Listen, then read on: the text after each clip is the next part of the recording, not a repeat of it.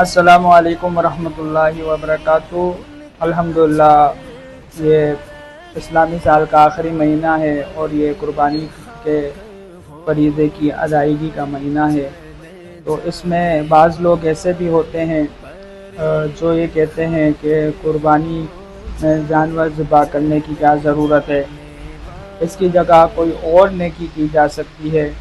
کہیں کسی غریب علاقے میں آر او پلانٹ لگایا جا سکتا ہے، کسی غریب کی بیٹی کی شادی کی جا سکتی ہے۔